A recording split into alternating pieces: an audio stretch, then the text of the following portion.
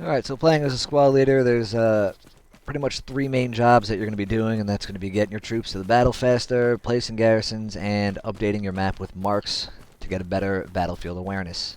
Or battle space awareness, technically it is today, but we'll start off with the first one, which is getting your troops to the battle faster. To do that, you're going to go to your watch, press 5, and you can put down Outposts. You can scroll down, you can put down Garrisons. We'll go over the Outposts real quick first. Outposts, only your squad, only your unit can spawn on. No other units can. So if you place one down, your guys can spawn on it. Fox Squad can't. We are currently able squad to place one. All you're going to do is hold down right click when you have your watch. Make sure you're on Outpost. It'll turn green. That means you can place it. If it's not green, like that, you cannot place it. So make sure it's green. Put it down. You have infinite of these. You do not need supplies. It is worth noting that when you take one down, your last one will disappear. So you can only have one active at a time, but you can place as many of them as you want. There's also a 2-minute cooldown timer on it. So if you look here, it says we got 105 seconds till we can place a new one. Now, if you don't want to wait that long and you're close to your old one, or even if you just don't like where you placed it because it's out in the fucking open here and you're going to get shot up because it's a fucking stupid spot, we'll go over placement a little bit later. All you got to do is walk up to it, hold F, it says it right there. Dismantle friendly outposts. That will completely reset your cooldown, and now you can place a new one almost immediately. Now again, your outpost, you're going to see it's got that little A above it. That means it's yours. If it's green, it means you could spawn on it. Anything green, like these garrisons, half tracks, whatever, you could spawn on those. Just remember, yours is going to be green. So if you see an outpost that's white and it has an F above it, you're not Fox Company, you cannot spawn on that. You can only spawn on yours, which will be green. It makes it a lot easier to recognize yours apart from the others, because they'll be white, and you also have a little A above it. That comes in handy if you got a squad that's, I don't know, somewhere north of you and you see their outpost and you want them to help you out with some shit. You can say, hey, Fox Squad, I see you got an outpost north of me. We got enemies to your south. Can you engage them? Whatever. Some shit like that. Anyway, your other thing now is going to be garrisons, which you do need supplies for. You need 50 supplies to put them down in friendly territory, 100 supplies to put them down in enemy territory.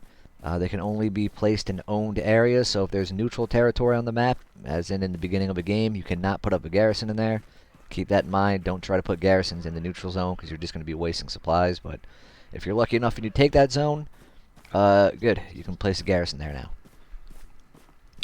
So, now for the supplies, again, you need 50 in friendly territory. We're in friendly territory right now, which will be a blue shade on your map. If you have a support guy, he can carry 50 supplies. Otherwise, supply trucks can drop 150, I think. Supply drops are 100. You can call the commander. You can call in supplies using the commander. He could drop them anywhere you want. But it's really, really good to have a support guy in your squad. All you have to do is ask. Just tell one of them, ask one of them to say, hey, does anybody want to go support? We need to get some fucking garrisons up. It's free points for them. It's an easy job. All they have to do is drop a box. You saw that earlier. Anyway, getting on with it. To place this garrison, like I said, we need 50 supplies. There are 50 supplies right in front of us here, but you need to be within 50 meters of those supplies to place it. So as soon as this turns green, we're going to know we're within 50 meters. There we go, it's green. Now an easy way to tell that is you can either, one, place a mark on it. For example, we can throw a little observe mark up. We're 51 meters away, so we can't place it. Now we're 50 meters away, so we can't place it. Other than that mark, all you have to do is toggle your HUD. So we'll walk right up here.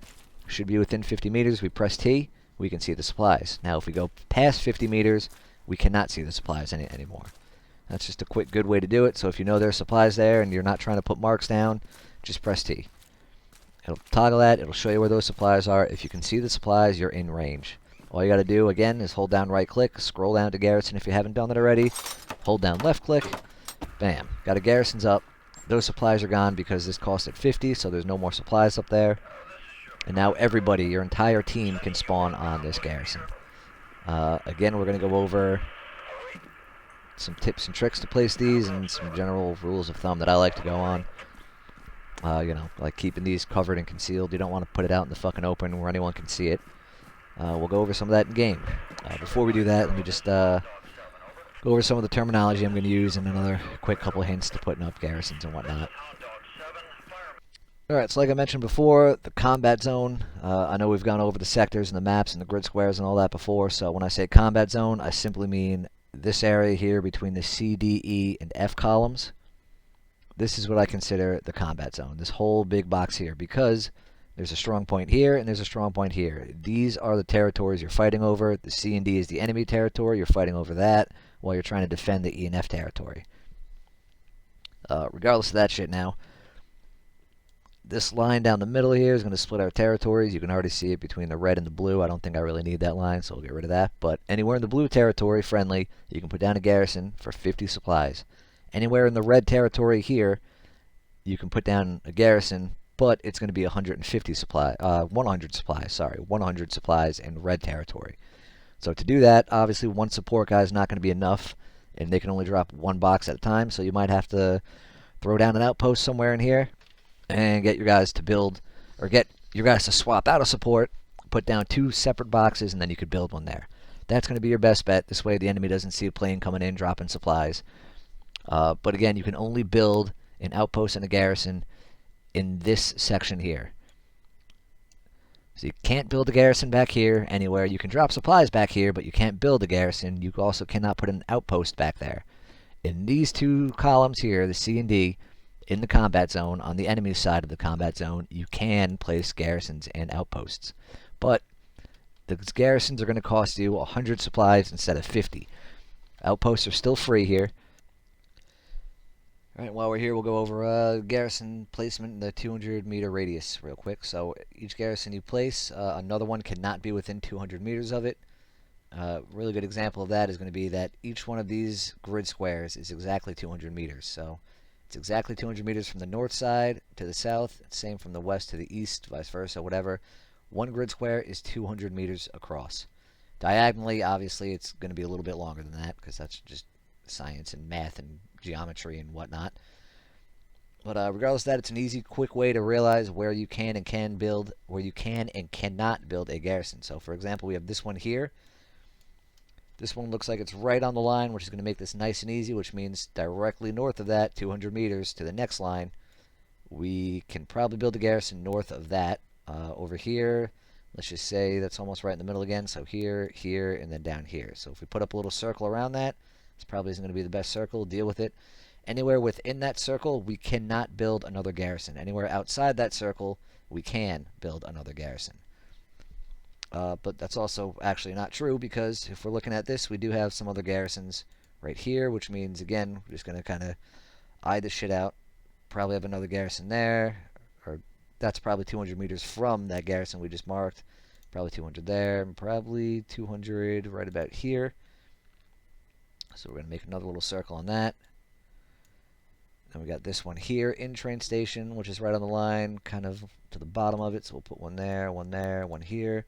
Add another little circle there. And then we got another garrison hidden down here behind my stupid line. So again, that one a little bit north of the south side of that box. We'll put one there, one here, and we'll have another little circle coming up over here. So anywhere outside of these little bubbles is where you can build garrisons now. Anywhere inside of those is going to be 200 meters. You cannot build a garrison inside these fucking bubbles. So this whole fucking green bullshit space here that I'm going to do some squiggles in, can't put garrisons there. Don't try, don't waste supplies. Anywhere outside of that, yes, you can place a garrison. So anywhere that you could see that's not covered in my stupid green squiggles, you can throw a fucking garrison there. Now, other than just being a spawn point, garrisons serve another great purpose that I don't think a lot of people take into account, but you can use them as an early warning system. Obviously, there's enemies near this garrison, so it's coming up as hot. It's got that red exclamation point in it. Now, you can use that to your advantage by, let's say, this whole north side has nothing in it. Nobody knows what the fuck's up there. If you hide a garrison, let's say, somewhere over here, and maybe another one somewhere up here, hopefully that's 200 meters, if either of those garrisons start to go hot, let's say that one goes hot, and now this one goes hot, well, now you know that the enemy's traveling somewhere in this direction, and they're probably trying to get a flank going, which it looks like they actually already did in this example, because they're all coming in from the north. So again, if those garrisons start turning red up here, and they're usually green, and you see that one goes red, and then maybe a minute later this one goes red, they're probably trying to pull some flanking shit. So watch out for those sneaky guys up north there. They're probably coming at you. Alright, so whenever a game starts, this is how it's usually going to look. You're going to have this neutral territory, which means the E and F columns are going to be our combat zone, because everybody's going to fight over this middle sector first, and whoever takes that, that will move the combat zone to whichever way. Now, with this being a combat zone, it gets a little bit different. Technically, it's called the neutral territory, but that's where all the combat's going to go, is in E and F columns right now, because we cannot take drowned fields, they cannot take Hill 5. This neutral territory, you cannot build garrisons in, but you can build an outpost in it. Same thing with the enemy. So they can't go across that neutral zone and start building garrisons back here in Hill 5, because again, the combat zone is E and F, and they won't be able to get back there. If they took that, the combat zone would extend to G and H as well as E and F, because then we'd have to take Chapel, they'd have to take Hill 5, and then they could start building garrisons back in the G and H, and we could build them in the E and F. But in the beginning of every game, the first thing you're going to want to do is try to get a garrison as close to the point as you can. The Americans have a very, very big advantage on this one, because the chapel's all the way over here, closer to our zone. So we can actually see the chapel from right here. Now again, have a support guy in your truck with you when you're moving up there, or have the commander drop supplies. I'm just in an empty server right now, so this might not be the best example, but again, you always want to try to build a garrison in cover and concealment. At least one of those, preferably both of those. Don't, be rushing the point and think, oh shit, we're right at the point, I'm going to put a garrison right fucking here.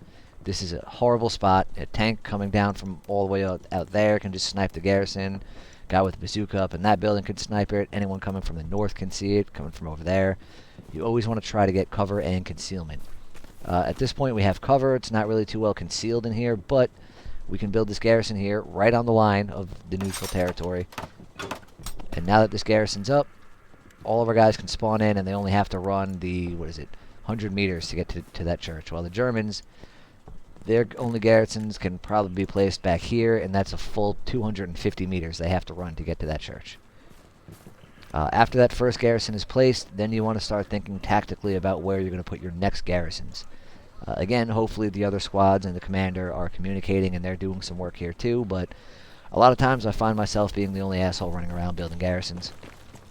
Now, like we know, 200 meters is the garrison lockout, so at the moment this garrison is obviously well within 200 meters of that church, which means we cannot put another garrison up in that church. So it might be wise, after we capture the church, to take this garrison down and build a new one inside that church. If you don't want to do that and you want to leave that here, this is actually a really good reinforcing point. Let me explain that real quick.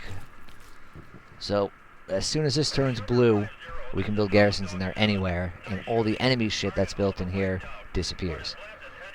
So, for example, if the enemy takes Hill 5, this garrison would disappear. That's just what happens. Once the enemy takes a territory, again, G and H, if they take this G and H territory, every garrison and outpost in G and H will disappear. So it's good to have it back on the line here, so this actually makes an excellent reinforcing garrison as well, because it's right on the line, and if the enemy took the chapel first, that garrison would not disappear on us. So it might be wise to actually keep that one there and just try to start building garrisons 200 meters from this one. So again, we're right on the line, so 200 meters would be over here. That's a horrible spot that's out in the field, so maybe placing it down here would be a little bit better. Where'd that go? There we go. Otherwise, maybe having another one placed up here. I'm just using a placed outpost mark for now, but maybe having 2 more garrisons there would be good. At least this way, if we do lose this one, we can still reinforce it from the north and the south. And, like I said earlier, early warning systems. Now we're going to know if they're attacking from the north. We'll know if they're attacking from the south. I'm a huge fan of the 4-point system, so if we did take down this garrison here, I don't usually like having a garrison right in the chapel, because that's where all the artillery is going to hit. That's where all the action is going to happen, is in that strong point.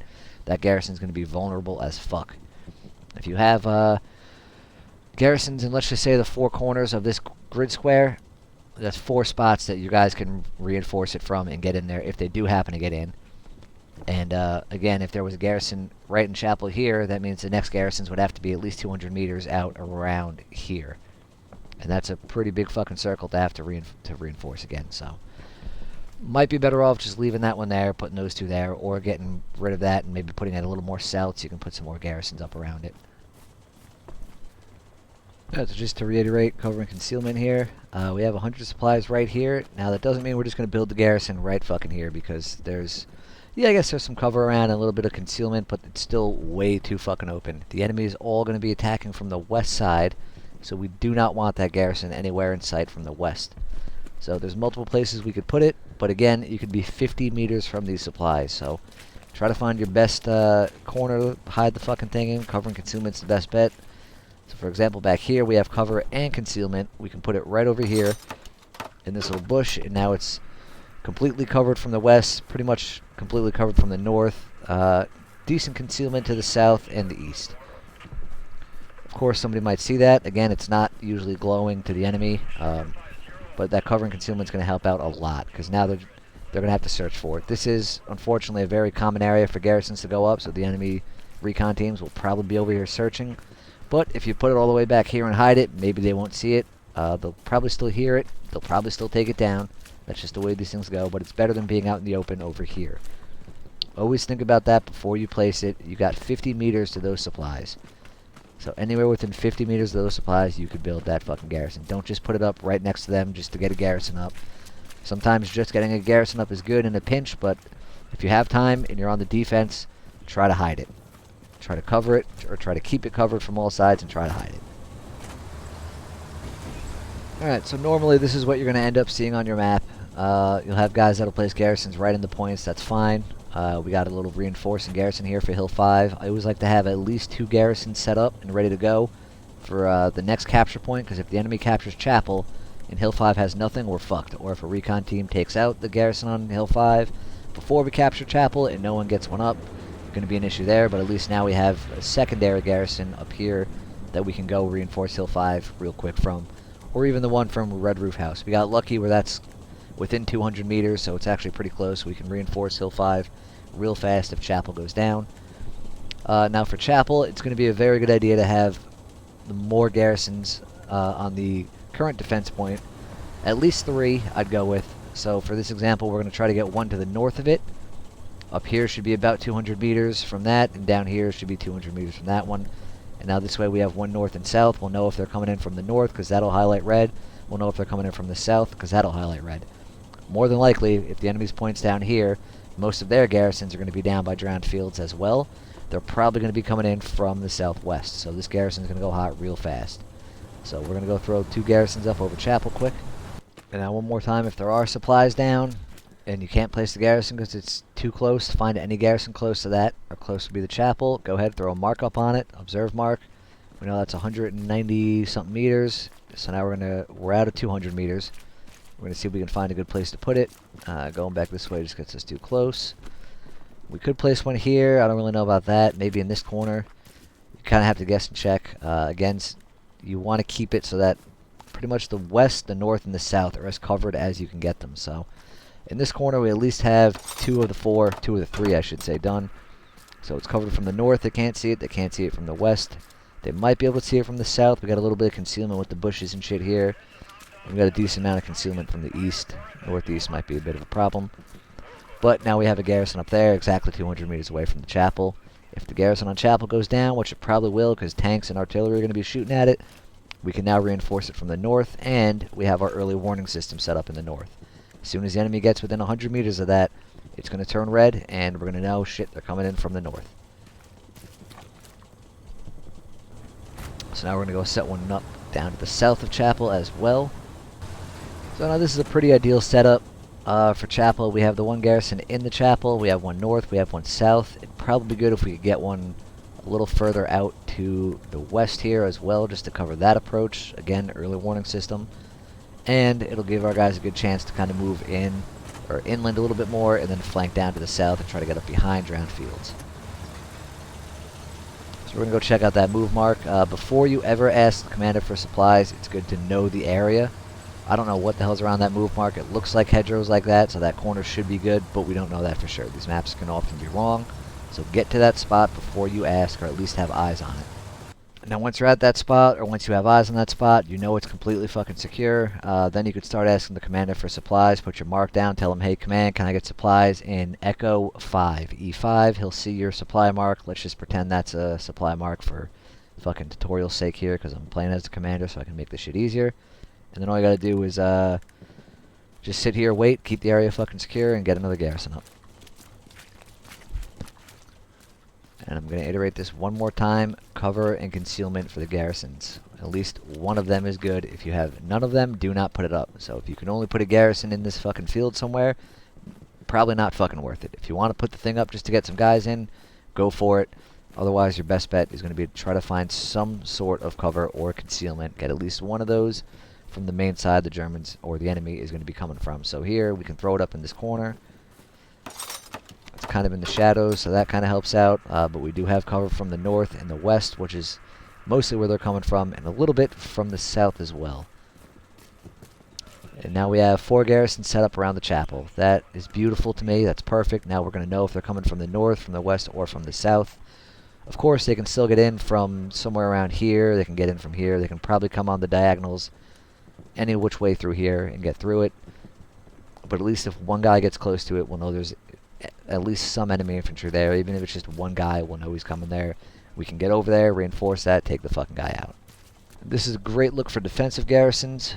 And we'll move on to the offensive garrisons now. There's a whole bunch of different garrisons you're going to be putting up. Technically, they're all just one garrison, but you'll have your counterattack garrisons, your reinforcing garrisons, attack garrisons, defensive garrisons. So, as of right now, a reinforcing garrison would probably be back here on Hill 5. This could reinforce the chapel. These can be both defensive and reinforcing. This one can actually be 3. These two can actually be 3. You can have defense, offense, and reinforcing, so if the garrison on chapel goes down, you can reinforce chapel from either of these two. You can defend chapel from either of these two. And you can attack drowned fields from either of these two. They're decent garrisons set up for an attack as well. Now, a counterattack garrison would be something... we don't actually have one set up here. Maybe Red Roof House. So, if Hill 5 were to go down, the one at Red Roof House is still just over the line. So, if Hill 5 goes completely red, and every garrison to the west... or in these two columns, to the west of the H column, basically. Everything in H and to the west of it will disappear if they take Hill 5. But this one being right on the line, you could still reinforce Hill 5 from that. So that would be a good counterattack garrison where as soon as Hill 5's gone, everyone can spawn in on that and push straight to Hill 5. A good example of a chapel counterattack garrison might be down here somewhere, pretty much anywhere on the F and G line. You know, if you put one right up here, just before the line, that's why it's very important to check your placement of garrison before you do it. If you have one, if there's one up here, but it's just over this F and G line, it's going to go down if they take chapel.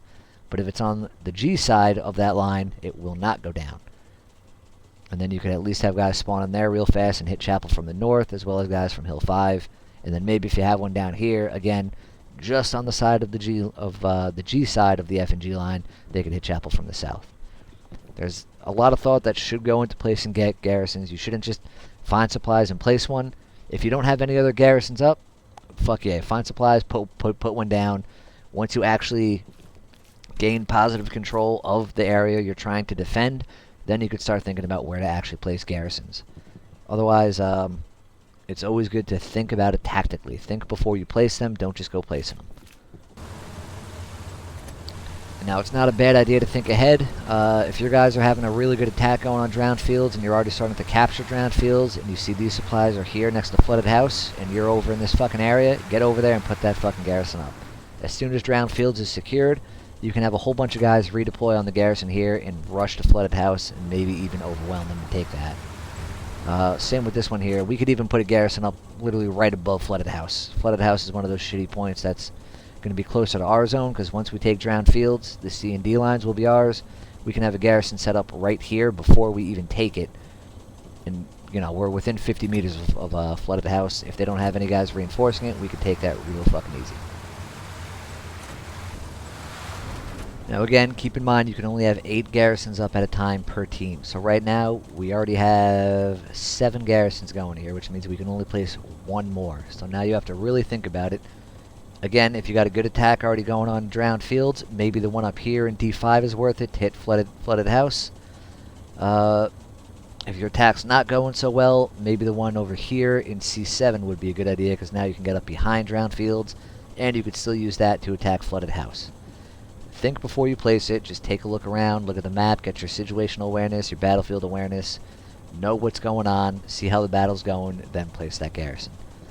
In this example, we have nobody in the server, which means we are not doing a good attack on drowned fields, so we'll probably go place one over here and get that one set up.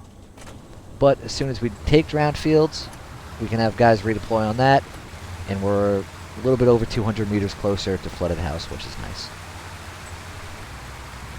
Now, in this scenario, again, even if it's just been an even battle between drowned fields and the chapel, and we have 7 garrisons up, I'd probably take the one off of Red Roof House down, just so we can get 2 more set up here, maybe get another flanking garrison all the way down here on the move mark, because these 2 garrisons here can give us a really good attack on drowned fields from behind them, where hopefully they won't expect us coming from. If that's working out good and you got these 2 and you're still taking drowned fields, maybe even take this one down up here and get another one set up right on flooded house, get it ready to go, get that fucking attack going.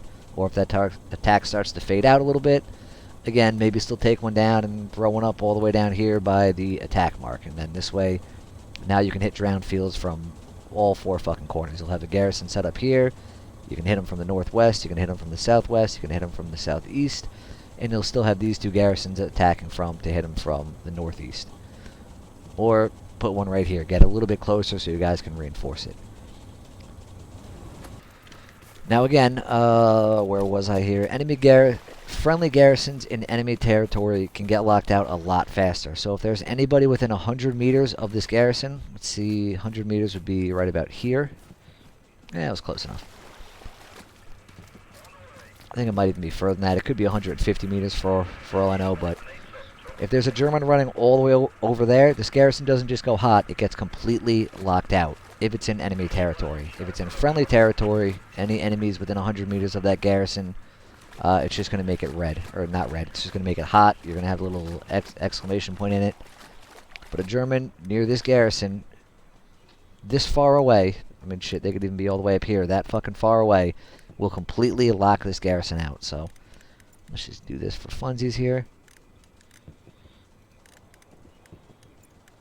A German anywhere within these circles can lock that garrison out. It's a pretty big fucking area for one guy to lock out an entire garrison. So that's another reason you want to be very careful placing garrisons behind enemy lines. You do not want to place a garrison, let's say, right over here at this, let's just put a place garrison mark there, because that's going to be locked out almost immediately. Any enemy in drowned fields can lock that out, and they're going to be defending that. So don't put a garrison there. Your garrisons behind enemy lines, your flanking garrisons, you're going to want to put as far away from the enemies as you can. Unfortunately, the next point is flooded house, so there's a good chance there's going to be guys there too trying to reinforce drowned fields from that, running right through this. It's going to lock it out all the time, but as long as they don't find it, you'll be okay. If this enemy point was up here instead, this would be a great fucking spot. But again, try to keep that in mind when you're placing garrisons behind enemy lines. Now the outpost, which comes in really handy here, the biggest point with those is you don't want to have your entire attack coming from a garrison. Because if you have the entire team rushing drowned fields from this garrison, like I drew before, they're going to see all the enemy infantry marks here, and they're going to draw a line right back to that fucking garrison, and they're going to hit it. They're going to find it, take it out, and now your entire flank is fucked. That's where the OPs come in handy. You want to move away from that garrison, put up an OP somewhere further off. For example, I'm just going to run out here towards this defend mark because it's already there. Put it behind these trees. Now if I throw my outpost, I don't have one because I'm a commander. If I put an outpost over here where I'm at, here, and let's say another squad goes down by the move mark, puts an outpost here, another squad puts an outpost over here somewhere. Let's just throw a outpost mark there. Now that means that they're going to have a much wider range to try to find that garrison from. It's going to be at least from, let's say, this corner here to this corner here that they're going to be looking for that garrison.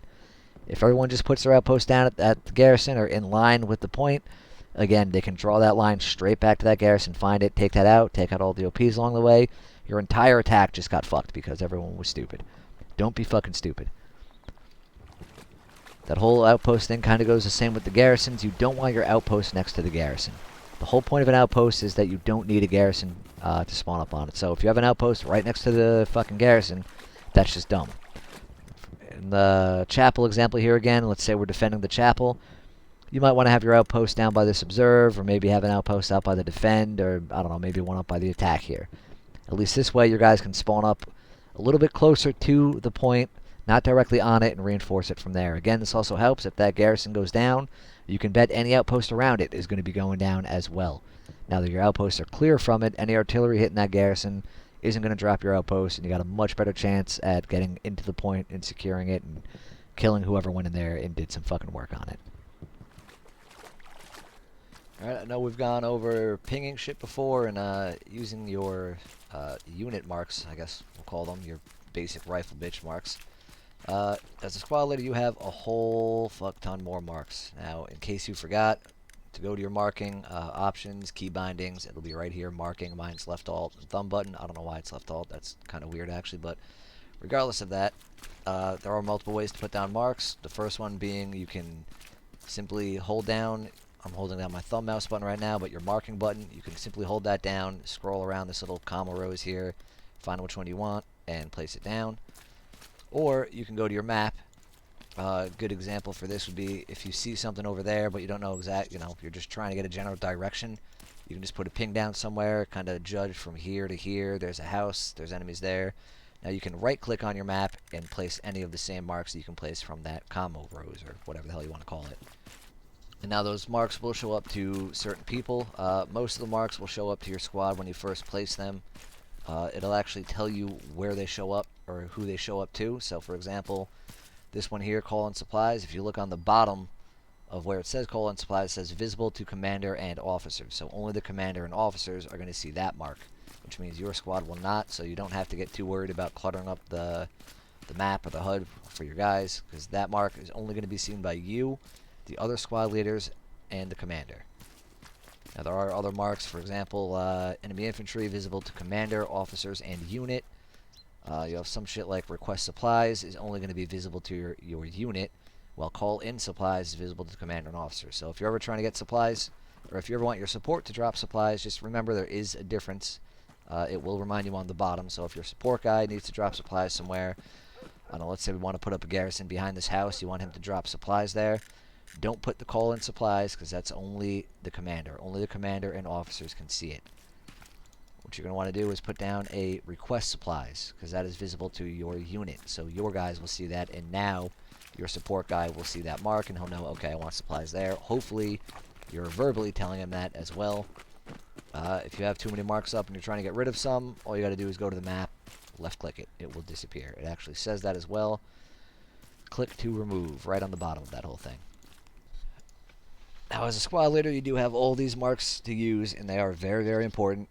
Even just trying to get your squad to move somewhere, if you want your guys to move down here, you can just tell them, hey, we're going to head to my move mark, and now they can see that as well. They're all going to know, all right, shit, squad leader wants us to move down there. Or if you want to defend something, obviously, let's say, oh, I want to defend this house. They know, okay, that's the house we're trying to defend. They don't have to get fucking specific and say, oh, the fucking two-story house with the big garage on the right and the two upper windows and the tractor in it. Nope, just put a defend mark down and say, hey, go defend my defend mark. If you see enemies, your guys can place pings, obviously. So if they're marking something, they say, hey, I got a German on my ping. Look at your map, go, oh shit, that's where my guy just put a ping up. He said he saw Germans there. Go ahead and mark it as enemy infantry, because that doesn't mean there's, yes, there is 100% guys there. It just means enemy infantry near this position. As long as you have that markup, now the entire team can see it. Not the entire team, but at least all the officers and the squad leaders can see it, and maybe the other squad leaders can go ahead and put their own marks up there for their guys to see, and now everyone knows, hey, there's Germans right over there, or enemies right over there. Same thing with the tanks. Make sure you're placing those tank marks. Those are very important. If you're getting tired of getting blown up by tanks and the enemy tanks keep taking out your tanks, it's probably because your tanks don't know where the enemy tanks are, because nobody's fucking putting up marks. It's all too fucking common. The only way they can kill that tank is if they know where it is. If they don't know where it is and they're running in here blindly, they're just going to get destroyed by it every single time. So try to keep that mark updated as best you can. It's good to... There's a whole fucking report you technically would do in the military, a salute report, to explain that mark that you just put up. But the easiest thing to do is just say, hey, on Abel's infantry mark, I have 5 guys heading east. Something as simple as that. Or just say, hey, Abel's infantry marks 1 guy. Just at least let them know what it is. Don't just place the mark and don't say anything. It is very, very helpful to say something over the command chat or even the squad chat whenever you're placing a mark. If you're just going around placing random fucking infantry marks and random tank marks around and not saying shit, people might not notice that. They might not see those marks pop up. They might not notice it until they open up their map, and by then, hopefully, it's not too late and that enemy infantry hasn't overrun the squad that didn't know they were there because you didn't say anything. Always good to say some shit. Just say, hey, enemy infantry on Abel's mark in this house. There you go. Simple as that. Everyone knows now. They've all heard you, hopefully. And guys know that there's enemy infantry there. They're not going to be surprised by it because, shit, somebody might not even have their HUD turned on and that mark might not be there and they're just walking past this house and MG42 fucking lights him up from there and now somebody's got to write a letter to his fucking mom and dad that he's dead because you didn't want to say shit. Use voice comms. Or even typing it out. I don't care. Say something. Don't just put a mark up and not say anything about it and not let anyone know what it actually is. Again, all these marks are going to become very, very helpful in the battle. We'll show you some good examples if I can find any. But the more marks you have on the battlefield, the better it's going to be. That's called battlefield awareness. Technically, it's battle space awareness now. I think I already said that, but battlefield awareness is important. All it is knowing what the fuck's going on around you during a fucking battle. So the more marks you have up, the better it's going to be. If every single squad leader has an infantry mark up, you're going to be able to tell where a garrison is just by triangulating all those marks to where they're fucking coming from. If 6 squad leaders place an infantry mark down, and you know that all 6 of those infantry marks are down here and they're all heading north, there's probably going to be an enemy garrison down here. It would even be a good idea to just place a mark yourself and say, hey, there might be a garrison down here on Abel's mark. And at least now everyone kind of knows what you're thinking, and there's a pretty good chance that there will be a garrison down there. Garrison place outpost marks. Where the hell are they? There we go. That's usually good for your commander to see, so at least he knows where you're trying to build one. So let's say you want to just request supplies somewhere in this area. That's fine. Try to add a build garrison mark with it. Place garrison mark, so at least now the commander knows, alright, he wants supplies there because he's going to put a garrison up in that position. That'll also let your friendlies know that you're trying to place a garrison there. And who knows, maybe there's a squad closer to it. You can call them up and say, hey, Baker squad, can you place a garrison on Abel's place garrison mark? And now you won't even have to do anything. You can fucking sit back, drink your coffee, smoke your cigarettes, and let Baker Company do all the fucking work for you. Work smarter, not harder, right?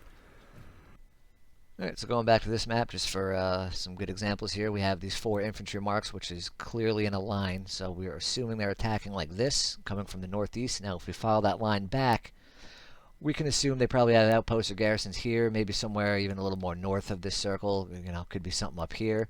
But now we have a pretty good idea that they're attacking from here. Everyone can see that, and we could just assume that their garrison or OP is somewhere up to the north. Another good example here on this map, we've got plenty of marks here. We can see we're trying to defend western approach. We got some enemy marks up here. So there's a pretty good chance that they're going to start attacking from here soon. Somebody even placed a garrison mark up there, which is great.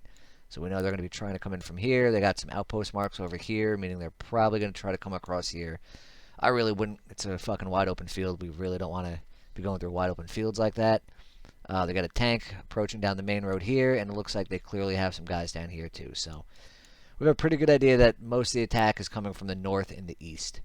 Not really too much shit going on down here, which is good. It means we can put most of our defenses to the north and the east.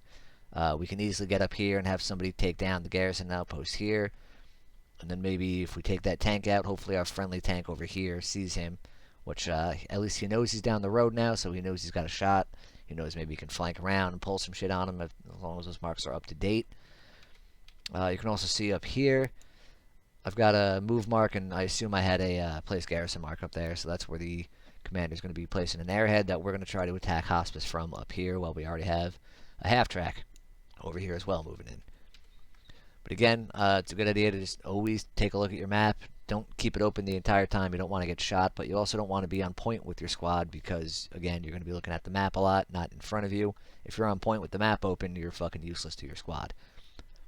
Now, another good thing to note when you look at the map is that flag position over here. This garrison has gone hot, which means there's also enemies there.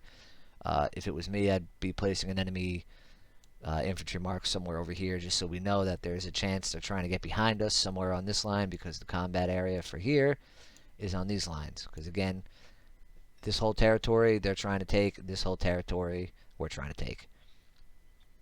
And if they're back here, that means we have nobody back here at all. Or, I mean, that doesn't mean that, but you could see clearly we have no friendlies back here at all. So if these guys do take that garrison down, they can very easily go down here, take out this garrison, and then maybe even place their own garrison here. And now, like I said, we already had these attacks coming in from this way. Now they can get another attack going in from here, and this whole fucking point's going to fall. So keep an eye on those marks. Try as hard as you can to figure out where they're coming from using those marks. It shouldn't be too hard to do.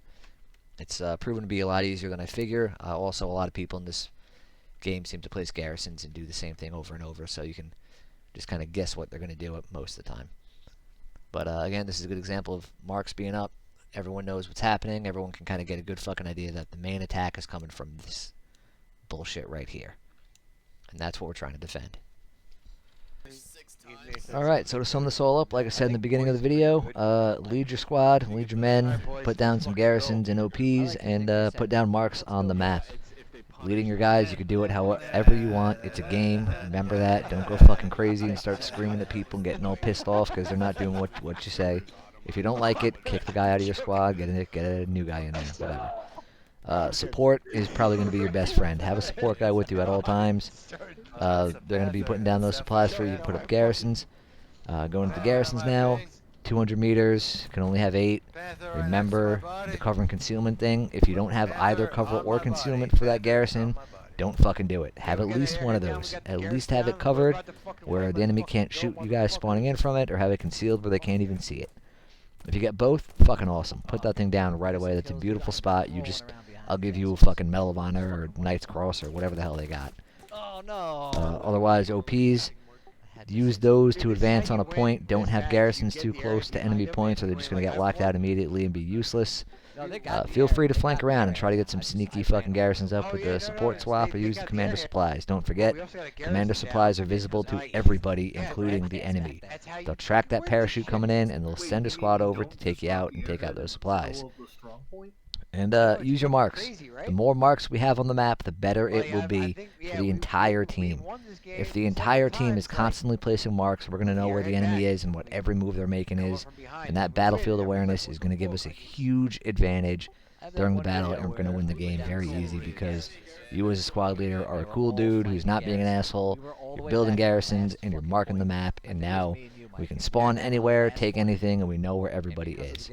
Good luck out there. Don't get too fucking cocky, and yeah, can't wait to kill some people with you.